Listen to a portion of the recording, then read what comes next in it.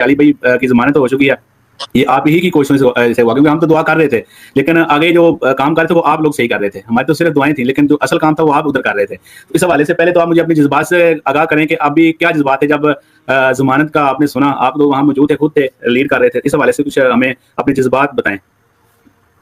वकुल जाल हक व ज़हक़ल बातिल इन्नल बातिल कान ज़हूक़ा। मैं तो ये कहूँगा कि जब आप एक तवील एक जदोजहद के साथ एक जंग लड़ रहे होते हैं, तो कानूनी एक जंग थी जिसे आप लड़ रहे होते हैं, और डे फर्स्ट से मुख्तलिफ क्या सराइयाँ और मुख्तलिफ चहमगोइयाँ चलती रही हैं, और फिर वो ऐसे ऐसे मामलात हमारे सामने नई से नई चीज़ें आती रही हैं, फिर कुछ थ्रेट्स भी थे, फिर काफ़ी एक प्रेशर एक मखसूस तबके का वो इस तनाज़र में होता है कि ब्लास्फेमी का केस है, और मतलब 100 चीज़ें इस तरह की होती हैं। तो उस सारे प्रेशर के अंदर भी काम करना, फिर मेरी चूँकि इंजीनियर साहब से जेल में मुलाकात भी रूटीन से होती रही है, तो हम फिर कुछ स्टेप लेने से पहले उनसे डिस्कस भी कर रहे होते थे कि अगर ऐसा हम अगर ना करें तो ये ना हो कि फ्यूचर में इसका ये नुकसान हो, या जैसे नज़ारती कौंसिल वाला मामला था उसमें हम नहीं जाना चाह रहे थे। मेरी पर्सनल राय थी, तो मुझे उन्होंने पूछा आप क्यों नहीं इसमें जाना चाह रहे हैं, क्यों नहीं करना चाह रहे, तो मैंने उनको बताया कि ये रीजन है जिसकी वजह से मैं नहीं जाना चाहता। तो मुझे उन्होंने कहा कि अगर आप इस पे एग्री हैं तो फिर हमें कोई मतलब जरूरत नहीं है इसमें कि हम इसको जाए लेके चले। तो वो उस टेंशन के साथ जब हम केस को लेके चल रहे होते हैं, डेफिनेटली जब हाई कोर्ट में थे तो एक बड़ा वो एक मामला बना हुआ था कि पता नहीं बेल होनी है नहीं होनी, और फिर लोगों के ज़हन में कई चीज़ें होती हैं ऐसी, पता नहीं लीगल टीम के जो है वो उनका कोई स्टेप ठीक नहीं है, या वो लीगल एक्विपमेंट उनका ठीक नहीं है, या वो जो आप कह लें कि जो स्टेप्स वो ले रहे हैं शायद वो ठीक नहीं है, या उनको इसकी और कुछ चीज़ अडॉप्ट करनी चाहिए थी। तो इस तरह की चीज़ों में प्रेशर होता है।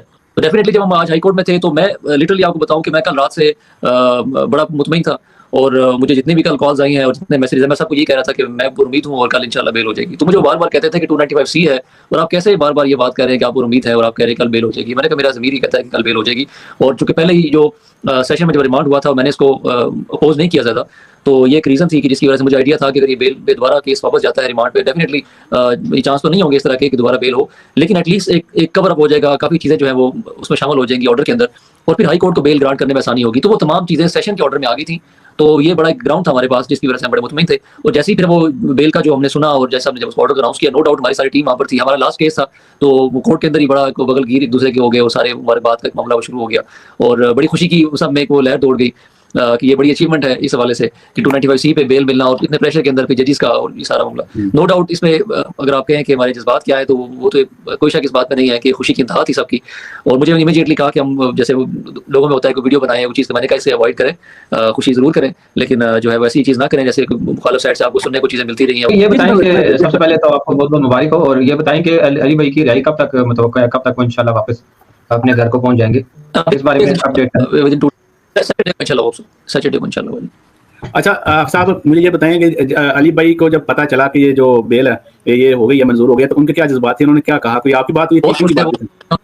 मुझे उनकी कॉल आई, अब हम हाई कोर्ट में थे जब मुझे उनकी कॉल आ गई थी, मुझे उन्होंने कल पूछा था कि मैं कब कॉल करके पूछ लूँ, तो मैंने उनको कहा था आपने 11:30 के बाद कॉल करनी है, चूंकि डीबी है फर्स्ट, तो डबल बेंच के बाद जो है वो केस की समाप्त होनी है, तो मोस्टली तकरीबन 11:30 तक हमारा केस जो है कॉल होगा, लेकिन वो चले थोड़ा सा ऊपर टाइम चला गया उसमें, तो मुझे उनकी तकरीबन 12:30 के राउंड मुझे कॉल आई, और हम अभी निकले ही थे अभी, तो मैंने उनको इतना कहा कि अल्हम्दुलिल्लाह मुबारक हो, हमारी बेल जो है वो हो गई है। तो बस फिर कॉल कट गई, इतनी बात 2-3 सेकंड की बात हुई थी, मुझे दोबारा कॉल आई, तो मैंने कहा कि जी अल्लाह ने बड़ी कामयाबी दी है, तो इंशाल्लाह आप ज़्यादा देर जेल में नहीं होंगे, तो हमारी मुलाकातें जो है दोबारा जेल में नहीं होंगी, बाहर होंगी। तो कॉल डिस्कनेक्ट हो जाती, तो बल वो खुश थे, उन्होंने अल्लाह का शुक्र अदा किया और कहते हैं बड़ी कामयाबी है आपके लिए भी और हमारे लिए भी। बिल्कुल। अच्छा साहब मैंने एक वीडियो में देखी थी, उसमें वो बता रहे थे कि जैसा आपने जो वकील थे दूसरी तरफ उनको झाड़ दिया, उनको असरअंदाज होने की उन्होंने कोशिश की, उनको बताया कि इस अकेडमी को भी आप बंद कर दें, कम से कम चलो इनको आप जमानत दे रहे हैं तो कम से कम इनकी अकेडमी बंद कर दें ताकि कोई ऐसा कोई दोबारा कोई चीज़ ना हो, इस हवाले से बताएं। मैंने सुना बड़े नाराज हुए थे उन पे जैसा। जी वो कहते हैं भागते चोर की लंगोटी सही, तो जब बिल्कुल एंड पे चला गया कि जब उनको आइडिया हुआ कि अब तो बेल होने जा रही है, तो उन्होंने कहा कि सर फिर ये कर दें बेल ऑर्डर पे कि आप कि वो जब बेल के साथ मेंशन करें कि अकेडमी जो है वो ओपन नहीं करेंगे, वो सिलसिला नहीं करेंगे। तो वैसे ये बात करना ही एक वकील के लिए मैं समझता हूँ उसकी क्रेडिबिलिटी के अगेंस्ट सही चीज़ है कि कुछ क्योंकि बेल ऑर्डर पे तो बेल डिसाइड होनी है कि बेल जो है वो उसका फैसला होना है कि बेल मिलनी चाहिए या नहीं मिलनी चाहिए, तो ये तो इस तरह की चीज़ें होनी ही नहीं होती कि कोर्ट में। ठीक है। अब जब उन्होंने ये बात कही कोर्ट में, उन्होंने कहा कि अगर अकेडमी का जो है मामला, जैसे हमने कहा कि बिल्कुल हम यहाँ बेल को देख रहे हैं, हम अकेडमी की या किसी भी चीज़ को नहीं देख रहे, आप बेल पे बात करें।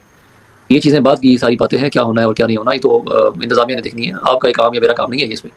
तो उनको उन्होंने जैसे हमने शटअप कॉल दे दी थी, और वो फिर वो 2-3 जगहों पे ये हुआ है, उन्होंने कोशिश की। तो ट्रायल वाली बात पर उन्होंने कहा कि ट्रायल 295C का है, ब्लास्फेमी का मैटर है, तो जैसे हमने कहा खबरदार मेरी कोर्ट में इस तरह की बात ना करें कि क्या मैटर, ये FIA वाले खड़े हैं यहाँ पर, इन्होंने सिक्योरिटी को मैयर करना है, सिक्योरिटी पॉइंट ऑफ व्यूज़ को देखना है, ये आपका काम या मेरा काम नहीं है, तो आप बिल्कुल मेरी कोर्ट में इस तरह की बात ना करें और बिल्कुल मोहतात रहें और इस तरह की उसको ना करें। अच्छा मैंने ये भी सुना कि वहाँ पे उन्होंने कोई बात नहीं की, और जैसे हमने फिर पूछा कि आप कंसेंट दे दें, तो कंसेंट के साथ हम ये कर सकते हैं कि हम ट्रायल की डायरेक्शन दे देंगे 6 मंथ के लिए, तो वो आपके लिए भी फायदेमंद हो सकती है। तो उन्होंने कहा सर हम कंसेंट तो नहीं दे सकते। तो उन्होंने कहा अगर आप कंसेंट नहीं देंगे तो मैं फिर मेरिट पे फैसला कर दूंगा। तो उन्होंने कहा ठीक है आप मेरिट पे फैसला कर दे। तो मेरिट पे जब फैसला उन्होंने अनाउंस किया तो फिर वो उन्होंने फर्दर इंक्वायरी का केस बनाते हुए जो है वो बेल ग्रांट कर दी। जी अच्छा आप साहब, मैंने ये भी सुना कि उन्होंने एतराज किया वकील ने कि जी हमें सुना नहीं गया और इन्होंने वन साइडेड जो है ना वो डिसीजन कर दिया। तो इस हवाले से बात करना जो है ना वो गैर मुनासिब इसलिए भी है कि कोई बंदा ये कहेगा मैं सुना नहीं गया। तो अगर हम ये बात कहते हैं कि सेशन कोर्ट ने 2 दफा फैसला जो है वो हमारी दरखास्त जो है जमानत खारिज की है, तो क्या बाहर आके ये बात कह देते हैं कि सेशन कोर्ट ने हमें सुना नहीं है और वन साइडेड फैसला सुना दिया? तो ये तो गैर इखलाकी बात है और गैर मुनासिब रवैया होता है वकला की तरफ से अगर कोई बात करे। तो ये एक तरबियत की कमी है ये बात करना कि कोर्ट के खिलाफ कि कोर्ट से फैसले ऐसे कर रही है। हमें देखें 2 दफा जमानत खारिज हुई, 1 दफा हाई कोर्ट ने केस रिमांड किया, हमने कभी कोर्ट पे क्रिटिसाइज नहीं किया। हमने एक इखलाकी दायरे में रह के सिर्फ यही कहा हमेशा से कि अगर सेशन कोर्ट है तो 295C की वो बेल ग्रांट नहीं करती। और एग्जांपल के तौर पे हमने कहा जैसे 600 ग्राम पे 9C के केसेस में वो से ज्यादा वो बेल ग्रांट नहीं करते और 1200 ग्राम पे हाई कोर्ट बेल ग्रांट कर देती है। तो ये एक जुरिसडिक्शन का इशू है। आप कह लें कि कोर्ट अपने ऊपर जो है ना बर्डन नहीं लेती। तो अब इसकी आड़ में आप कोर्ट पे क्रिटिसाइज शुरू कर दें और जब फैसला आपकी मर्जी का है तो ले लें, आपके खिलाफ फैसला आए तो आप उस पर तनकीद शुरू कर दें, तो ये मुनासिब रवैया नहीं होता। तो बाहर आके इस तरह की गुफ्तगू करना वो गैर मुनासिब बात है, कोई करता है उस वाले से। बिल्कुल ऐसा। अच्छा चूंकि अली भाई को तकरीबन 100 दिन हो गए हैं, आज मेरे ख्याल में 100 दिन उनको हो गया पूरा। इस हवाले से अगर हम स्टार्ट से करें ना देखें ना तो बीच में इस तरह के भी हालात आए कि बाद दफा हमें इस तरह होता है कि शायद अली भाई की जो लीगल टीम है वो मुनासिब तरीके से काम नहीं कर रही, क्योंकि आप काम को ज्यादा बेहतर तरीके से समझते हैं। तो इस हवाले से भी आप पे प्रेशर था।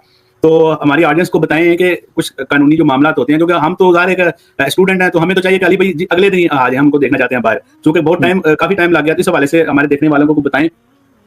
हमने एक दिन भी इस केस में डिले नहीं किया। आप देखिए कि 24 अगस्त से आप ले लें इस सारे केस को, 25 अगस्त से, और उसके बाद से जब रावलपिंडी में पहले 16 दिन तो उनके वहां गुजरे कि जेल फैजाबाद जेल वो ट्रांसफर, तो 11 सितंबर से वो रावलपिंडी में उनकी NCCI के हवाले हुए, वहां से उनकी एक रिमांड शुरू हुआ और वो रिमांड 19 सितंबर तक था, लेकिन वो एक दिन पहले सरेंडर कर दिया रिमांड 18 सितंबर को उन्होंने।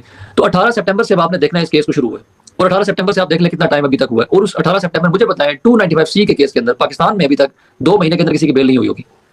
ठीक है, उस 2 महीने के अंदर अंदर हमने, अगर आप देखें तो ये हमारी यानी कि 4th बेल एप्लीकेशन थी। अगर आप इसको देखें यानी कि विदिन 2 मंथ्स हमने कितना स्पीडी काम किया है।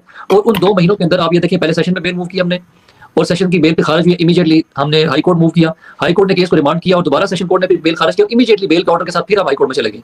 तो ये 4 बेल बनती है अगर उस तरह से आप इसको देखें।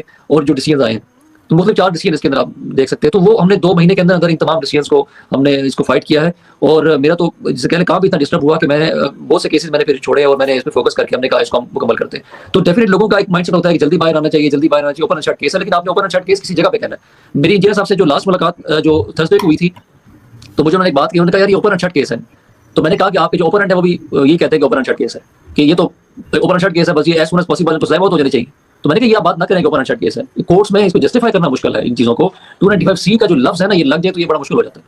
तो हम जिस तरीके से कर रहे हैं ऑलरेडी हमने अपनी जो स्पीड है ना वो 120 की बजाय 180 की हुई है, तो वो इससे ज़्यादा स्पीड पॉसिबल नहीं है। तो ऑलरेडी हम जिस तरीके से स्टाइल होगा इसको लेके चल रहे हैं इस मैटर को, तो इससे ज़्यादा ये पॉसिबिलिटी नहीं है और इंशाल्लाह हम उस पर हमें कामयाबी मिलेगी। तो वो मुझे थे बहुत ज़्यादा, क्योंकि चीज़ें मैं शेयर कर रहा था उनके साथ। और जिस दिन हमने ये जो बेल पिटीशन हाई कोर्ट की जब फाइल की थी तो मैंने पूरी बेल उनके साथ जेल में डिस्कस की है लास्ट जो थर्सडे था।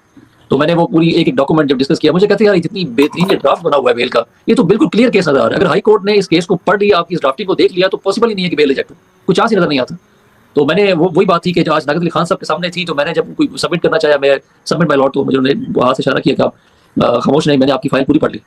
तो मैं वहाँ से मुतमईन हो गया कि मेरी फाइल उन्होंने पढ़ ली है, वो सारी पिटीशन देख लिया और तमाम चीज़ों को देख लिया, डेफिनेटली फिर वो कोई चीज़ रह नहीं जाती उसके, हमने कोई चीज़ छोड़ी नहीं थी उसके। तो ये तो जो मामला है ना कि टाइम टेकिंग जो चीज़ है, ये सारा प्रोसेस है कि जिसको हमने जैसे कहते हैं गेन करना था और चीज़ों को लेना था, और थोड़ा इस हवाले से टाइम टेकिंग थोड़ा सा आप कह लें। लेकिन ये मैं नहीं समझता कि 2 महीने में इतनी रेमेडी जो हमने ली है ये पॉसिबल हो सकती थी अदरवाइज।